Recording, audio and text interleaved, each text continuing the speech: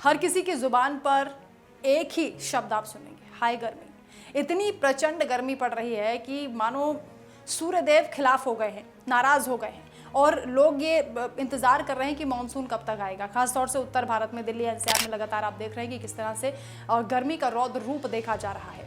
लेकिन परेशानी की बात यह है उन लोगों के लिए जो मजदूर हैं, जो किसान हैं, जिन्हें काम पर जाना ही है और इस गर्मी को झेलना ही पड़ेगा।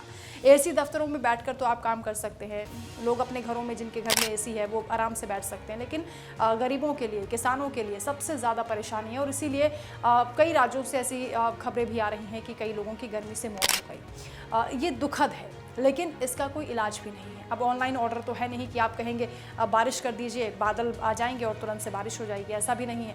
मौसम बदलने का इंतज़ार भी करना पड़ेगा, मानसून का भी इंतज़ार करना पड़ेगा। और उत्तर भारत के लिए, खासतौर से दिल्ली एनसीआर के लिए कहा जा रहा है कि 27 जून से पहले कोई राहत नहीं मिलने वाली है। इस प्रचंड गर्मी को झेलने की जो एक शरीर की कैपेसिटी है, यानी एक ह्यूमन बीइंग की कैपेसिटी है, उस पर हम बात करेंगे कि कितना इस गर्मी को बर्दाश्त कर सकते हैं। क्योंकि जो लगातार गर्मी हो रही है, जो पारा लगातार चढ़ता जा रहा है, उससे कई तरह की बीमारियां भी हो रही हैं।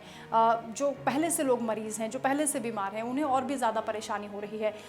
ऐसे में जो डॉक्टर्स हैं वो बता रहे हैं, रिसर्च के अकॉर्डिंग भी, क्योंकि जो एक्सपर्ट्स हैं वो बता रहे हैं कि कई सालों के रिकॉर्ड टूट रहे हैं। दिल्ली में खासतौर से 100 साल का रिकॉर्ड टूट गया है गर्मी का, और रात में भी जो पारा है वो 35 डिग्री के ऊपर ही जा रहा है। यानी आप दिन भर गर्मी से तपेंगे, लेकिन रात में भी आपको सुकून नहीं मिलेगा। इसलिए जो डॉक्टर्स हैं वो ये बता रहे हैं कि इंसान की इम्यूनिटी पे निर्भर करता है कि वो कितनी गर्मी को बर्दाश्त कर सकता है। इसलिए इम्यूनिटी पर देखिए, जब से कोरोना काल के दौरान भी, जब कोविड आया था, उस दौरान भी कहा गया था, लोगों को समझाया गया था, अवेयरनेस बहुत से संस्थानों की ओर से शुरू की गई थी, जिसमें कहा जा रहा था कि देखिए, आप अपनी इम्यूनिटी पर काम करें। यानी आप बीमारी से तभी दूर रह सकते हैं जब आपकी इम्यूनिटी अच्छी होगी। गर्मी से बचने के लिए भी इम्यूनिटी बहुत काम करती है, खासतौर से अगर आप खुद को हाइड्रेट रखते हैं, पानी ज़्यादा से ज़्यादा पिएं। लेकिन जो डॉक्टर्स बता रहे हैं वो हम आपको बता देते हैं कि ऐसा जब तापमान होता है, जब 42 डिग्री के आसपास पहुंच जाता है, तो सर्वाइवर बड़ा मुश्किल हो जाता है, क्योंकि मेटाबॉलिज्म कम हो जाता है, ख़राब हो जाता है। शरीर को जो सुरक्षित रखने वाले जो एंजाइम्स होते हैं वो भी निकलना बंद हो जाते हैं, और उसके बाद मल्टी ऑर्गन फेल्योर की भी जो दिक्कत है वो आती है। और मल्टी ऑर्गन फेल्योर होता है तो जो व्यक्ति है उसकी डेथ भी हो सकती है। जो आधे भारत में इस वक्त लोग 44 से 45 डिग्री, 50 तक भी जो पारा पहुंच रहा था, उसकी दिक्कतों को झेल रहे हैं। और इतने तापमान को लोग बर्दाश्त नहीं कर सकते, क्योंकि इतनी गर्मी इससे पहले कभी हुई नहीं। ये सारे पुराने रिकॉर्ड टूट रहे हैं।